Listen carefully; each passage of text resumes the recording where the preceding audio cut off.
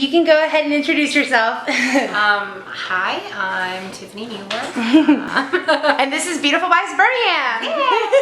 Yeah. Okay, so just start from the beginning and we'll just go from there. Okay, so I guess the thing is that where the first time I ever really noticed that I tended to be bigger than other folks or have a little bit different body type was that I was about 5th grade, and I grew up in a small town in rural Illinois. I went to a small Catholic private school. Same 24 kids that I started with. It's pretty much the same 24 kids that I ended with.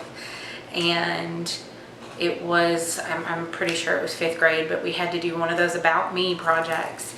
And we had to put on, well, you know, name, age, birth date, blah, blah, blah, blah, blah, what you like to do, favorite color, all that stuff. And somehow my weight ended up on that page. And I don't know if it was something that was required, if we just kind of threw it on there on a whim. Like, I don't remember, but I remember getting teased about my weight. Like, oh my gosh, you're so much bigger, you're so like, and I think it was all of, I don't know, 100 pounds, 110 pounds. I mean, I wasn't a like fat kid, but you're just a bigger kid. Yeah, I was always a bigger kid. I mean, and if you look back at pictures, like there's this picture from me when I was 3 months old, and I'm literally like chin on chin on chin, like I was always a fat baby. Yeah. And you know, and that's just your body type. Yeah, that's just what it was. And how old were you when this happened? 5th grade was like 10. Yeah, 10, so you were like in that time period where it's like people are starting to notice. Like, yeah, and that's an awkward stage for everybody where, you know, your baby fat's starting to melt away, you're starting to grow, and, you know, you're just starting to change and become who it is that you're going to be. Yeah. Or I guess for lack of a better way of saying it. Yeah. So, yeah. I mean, I don't really, it's not like I was picked on every day or that I really remember. But that was the moment that stood out.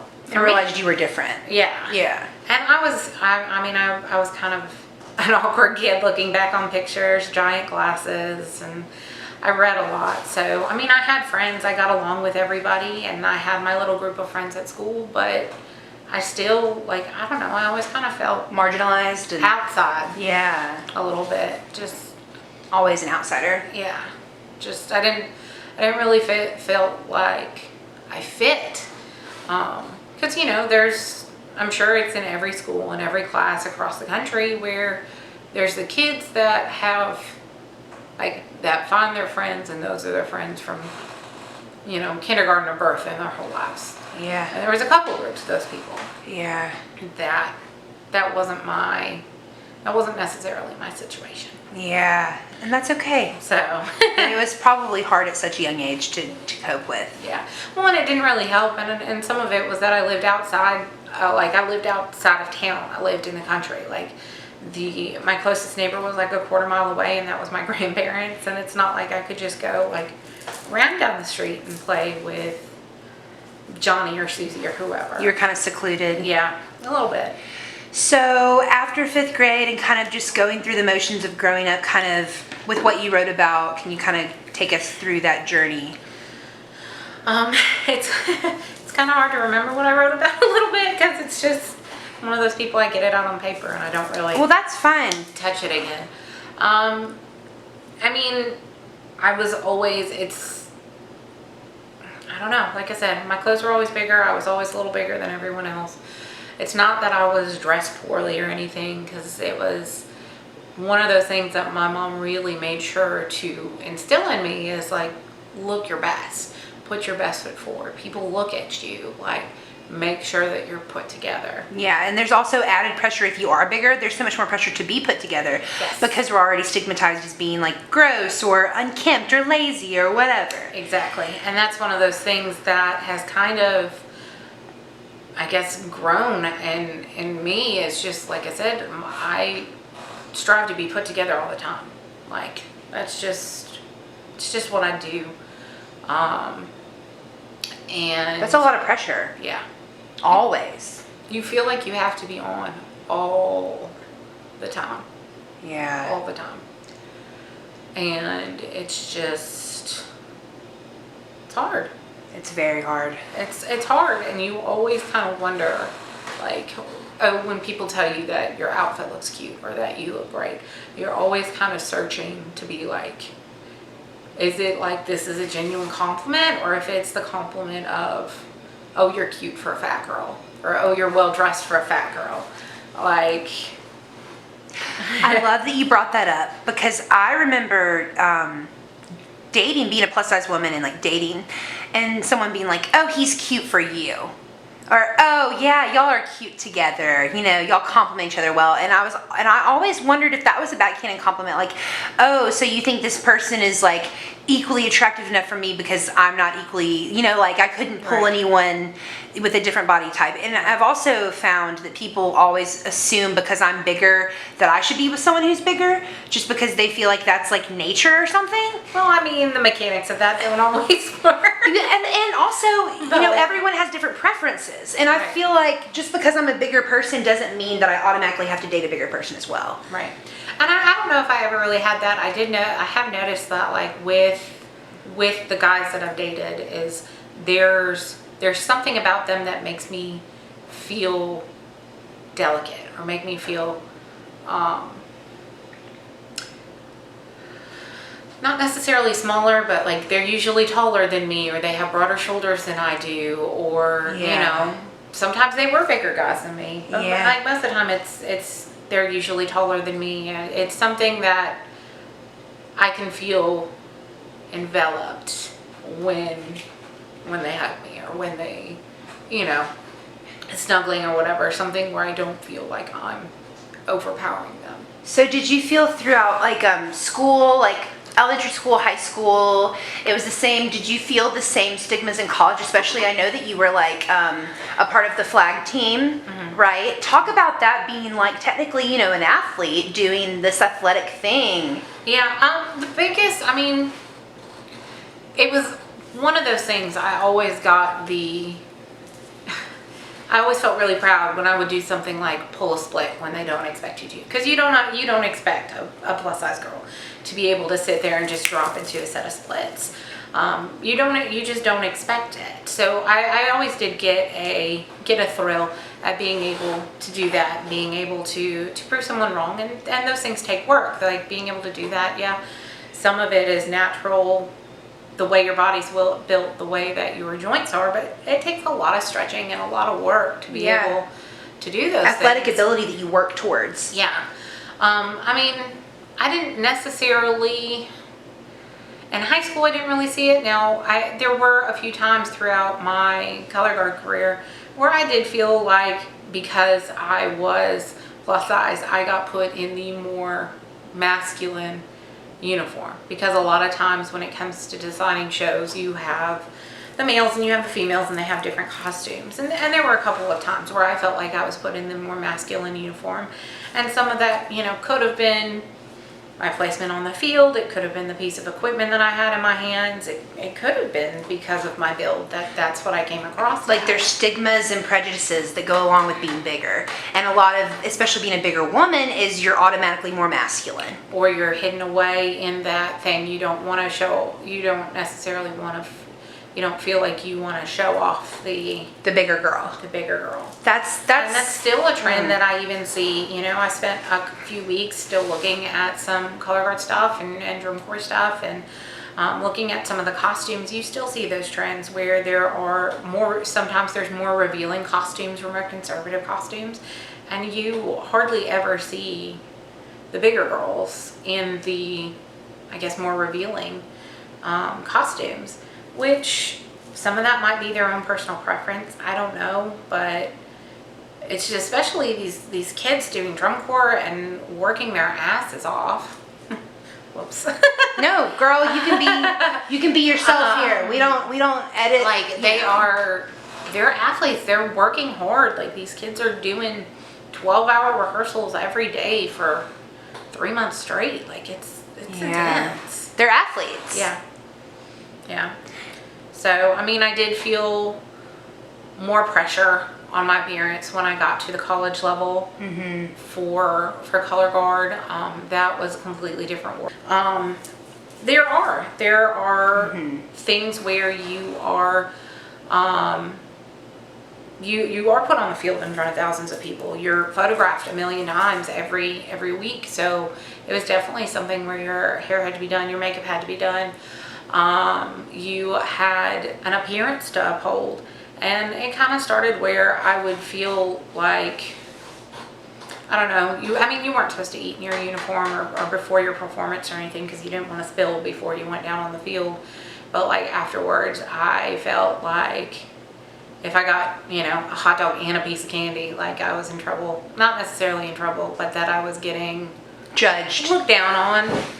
Yeah. For, or if it was, or if I got 2 hot dogs or hot dog and nachos or whatever. But, that comes with judgment. Working out all the time. You're hungry. You're burning calories constantly. You're hungry. Yeah. So, and the appearance thing only got more and more, it was brought more and more to the front, where that became more and more important was the appearance. And it was more than just weight. Like I got told one time I had to go get my hair done because my roots were showing too much. Like it was very specific, and it's not specific as say the baton twirlers or anything like that, or the cheerleaders, or whoever. But still, as through my time there, it got to be more and more of an emphasis, and that was something that was just strange to me. It's a lot of pressure. Yeah.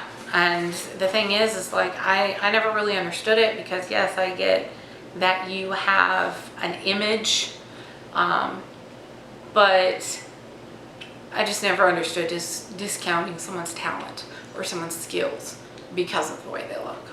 Yeah. It never made sense to me. So I guess you can just talk about like maybe what you've experienced working in like the corporate world as a professional. Maybe, prejudices. I've done quite a few things in the corporate world and in the business world. I do have a background in retail and customer service. One of the things that does come with that kind of environment is there is dress codes. And dress codes that's a normal way of life for any sort of business. And whether it's you can wear jeans and t-shirts, whether it's here's this uniform that we're giving you and you have to wear it every day. Dress codes are something that I've had to coach on, that I've had to, that I've had instances with myself. So it's very difficult. Like we were talking about earlier, especially when you're plus size, you feel like you have to be on all the time. At least I do. And I do too. I take great pride in my appearance, and it's not that I don't enjoy fashion or I don't enjoy dressing well, but there is a pressure that you need to take it a step higher. And I know me personally, I had an experience, not with the company that I'm at now, but with a different company, that one of the managers decided she didn't like me for whatever reason. And one of the things that she did was she tried to call me out for dress code. And the outfit I was wearing that day was completely and totally in dress code, because with that... What were you wearing, if you don't mind me asking? Well, I was wearing a pair of skinny dress pants, which may have been more trendy than people like, and that's whatever. That's a choice of But they were pants, Yeah. A skinny cut dress pant, a blouse, and a blazer. And I was told that was not in dress code, that it was too casual. And the important thing is that with that job, if you were female and wearing pants and a shirt, a blazer was required. Like you couldn't wear a sweater, like it was a blazer. And so there were people running around for weeks with just tops and pants and no blazers. Not a word was said to them. But I showed up one day in an outfit that I had worn before, with this manager even, and was told that it is unprofessional and that my dress code is too casual and that I need to change it. But they couldn't give me any real reason why it was not in dress code or why it was too casual, except for, well, I said so. Even went so far in to tell me that too much of my foot was showing because these pants were skinny cut, so too much of my foot was showing, and tried to tell me that I was required to wear pantyhose under my pants. Wow. Because these pants were, I guess, too tight, too skinny, too trendy. I don't know. This sounds like a bully to me. Yeah, that was a special experience. That's hard. So just being a woman in general, there's so much pressure in general as a woman to be on all the time, to look perfect, especially in business. Yeah. But then there's an added level of pressure when you are bigger, because you're automatically, it's just statistically proven that people of size make less money. They don't get as many opportunities to move up in the professional field. They have to work harder, prove themselves to be not lazy or to be capable. Bigger people are looked at as less intelligent. And what's really weird to me is that beauty is somehow correlated as being good. And there's this certain standard in America, especially North America, of the typical box that we're supposed to fit in. And when you don't fit in that, you have to work extra hard to perform, whether it's normal life tasks or if it's just existing in a situation. Period. I feel like we have to work harder to be better. I have never personally experienced that in regards to feeling like I had to work harder to make my work stand out. And maybe I've just been blessed with the opportunities that I've had and the bosses that I've had and the people that have trained me. But I do feel, like I said, like you said, that there's just always so much more pressure to be on. Yeah, and you do a really good job of coming with that, even though I can tell that it wears you down, Yeah, and it's things that hit you in the weirdest moments, like when I was getting ready for the photo shoot. I mean, I had no idea what to bring to that photo shoot, and I literally ended up with just this duffel bag of my bed, like full of shoes, because I was told bring shoe options, and I was like, I'm bringing options. I don't know what I need. I'm just gonna throw it all in this bag, and we're just gonna roll with it, because you just don't know. Like, it's or when you're sent an invitation to a wedding and they give you a dress code, but you're like, what is that? Like, it's not something that you see on. I don't know, it's not the typical wording, so you're like, what the crap am I supposed to be wearing? Like, I don't want to show up in the wrong thing and look all crazy.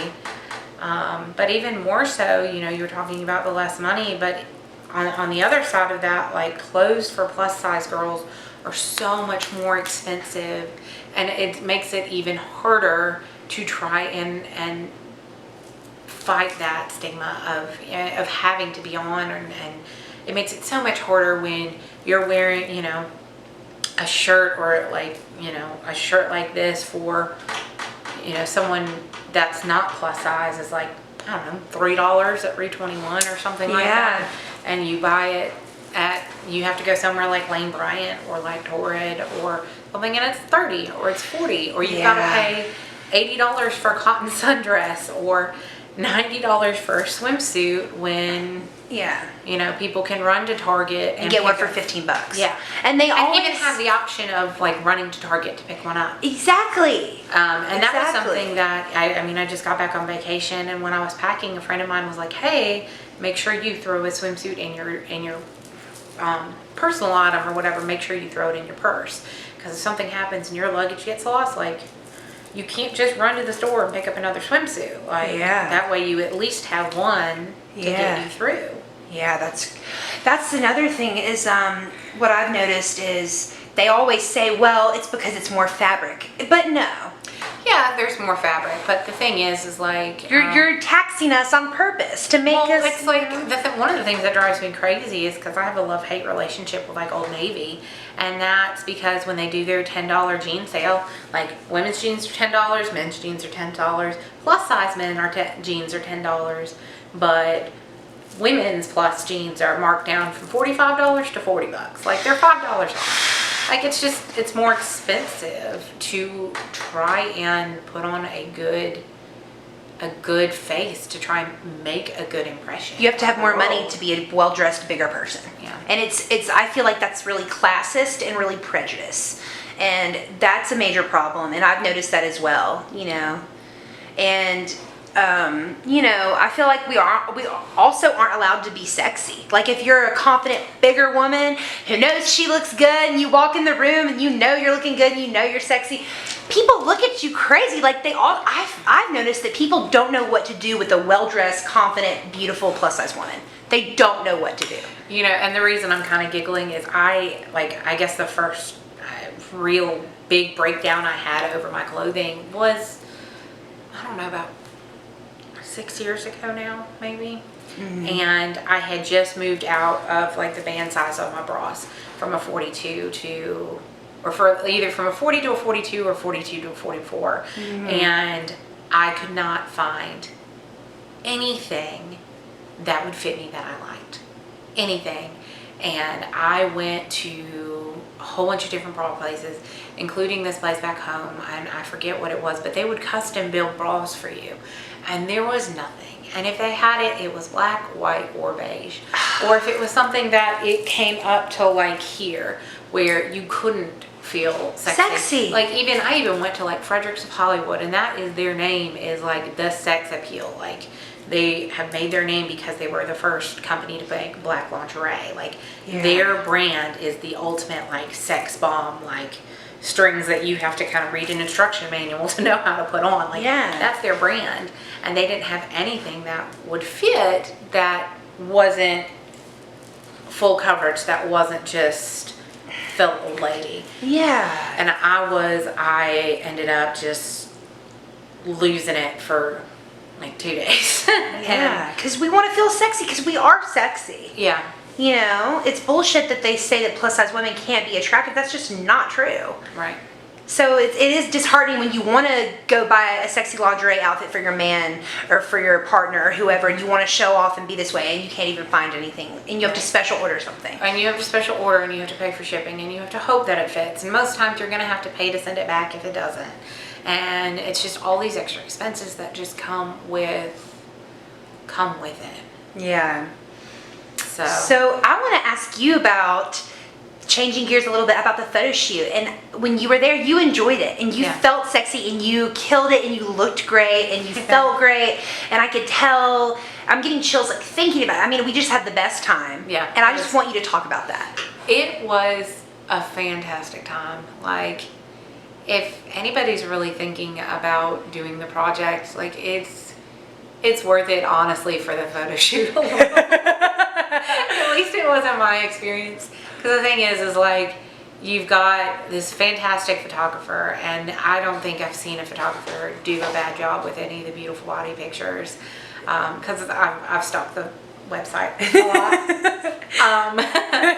I don't think I've seen them do a bad job, and like Kelsey did amazing. Like I felt so comfortable. It was so much fun. Like it was one of those things that just kind of clicked and felt good. And I mean, that photo shoot was really important to me, because this is the first time that I've worn a two-piece swimsuit since like 2007.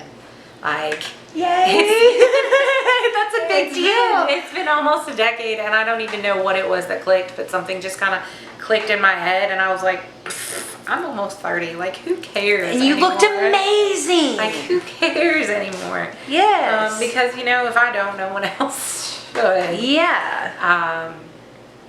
But it was, and trust me, like, there are worse ways to spend a Sunday morning than being told you're gorgeous for 2 hours. I mean, I'm just saying, like, Do you feel like you got something from the experience, like, on a fundamental level?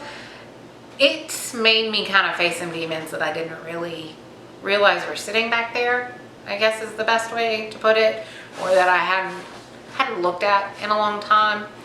And, you know, I sent my story to a friend of mine before I sent it in, just because I was like, like I was freaking out. I was sitting there, I I don't think I pulled a night like that, just like typing away at the keys since, I don't know, sometime in college or grad school.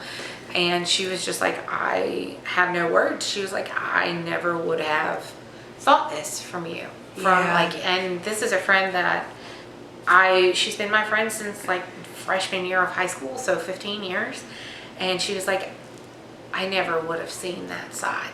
I never would have seen that from you. You always seem so put together. You always seem so on top of it.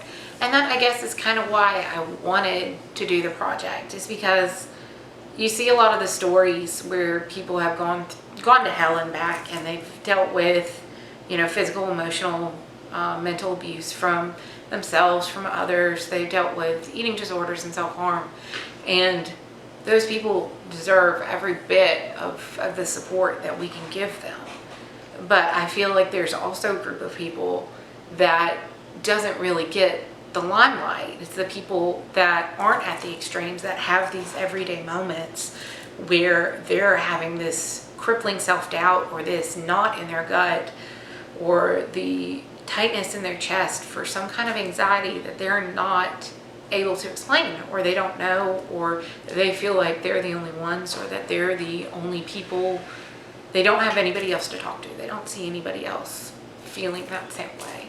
So I felt it was important for me to do the story, because my story is more in that situation where I don't have that kind of extreme background. I haven't had that extreme experience. And I don't want to say that like to marginalize anybody who's gone through that, but I just do feel like there is a group of people, or a niche of people, that haven't seen that there are other people like them that still struggle, but it might not be to extreme levels, but it's still valid struggling. Exactly. That it is a valid struggle, that it is something that other people are dealing with. It's something that other people are fighting with every day. Yeah. Just existing is hard. Yeah. Getting out of bed is hard. Yeah. Especially facing the day. Yeah. Like working through, like, okay, I'm getting up and I might not feel my best today. I might be bloated, or I might feel gross, or whatever. I might be breaking out, but I'm still gonna throw my game face on, get to work, make it through this day. And that's hard. Yeah. So just putting yourself out there, and just representing people that don't get represented. Yeah. And like I said, and that was one of the things that I thought about a lot when I was debating doing the project. And to me, it felt like something important, because I was talking to my friends about it, and they were like, "That's exactly how I feel, but I never see that story." So. And I'm glad that you were sharing it with us, because this is going to help a lot of people, and this is also the first time I think we've had like a true plus size woman come out, be unapologetically sassy and sexy, and really own her body and own her sexuality, and that's powerful to see, because we need to see more of that. So thank you for coming along and doing that with us. Thank you. It's an honor. Thank you for having me. Yes, of course. It's been a hell of a ride. Well, I'm glad that you've stuck with us, because we've really enjoyed you. And there's one thing I wanted to talk about too, is I think we kind of touched on this at brunch after the photo shoot when we went. I don't know if we talked about it too often, but we talked for a minute about like dating while being bigger, and dating while plus size, and how like going through these different relationships, and kind of like how it's hard to be in the dating world and not get fetishized as like, oh, you're a BBW and whatever, Honestly, I'm a big supporter of the whole online dating thing. I've been on and off online dating for years. That's actually how I met my current boyfriend. I didn't get a lot of the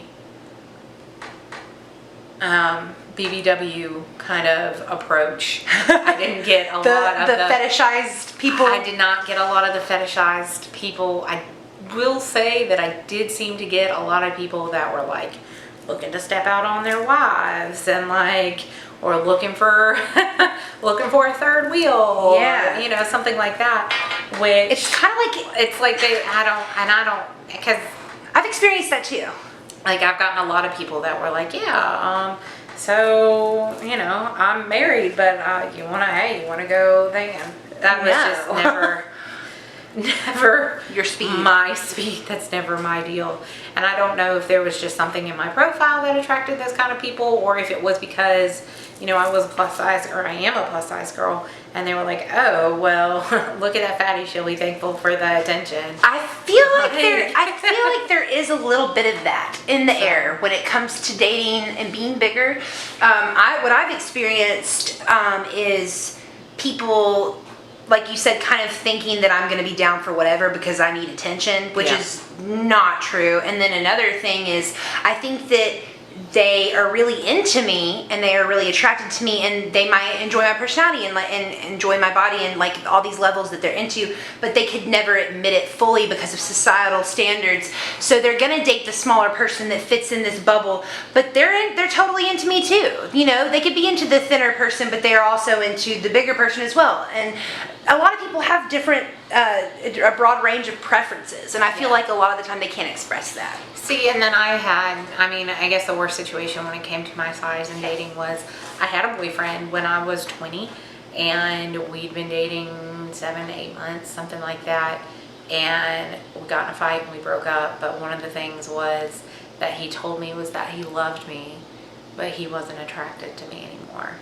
because I had put on some weight, because we started dating right after I stopped doing color guard, so I stopped working out 6 days a week for 2 to 10 hours a day, depending on the day. Yeah. I stopped, I went on birth control for the first time, and, I was learning how to be a person without being a performer. And, so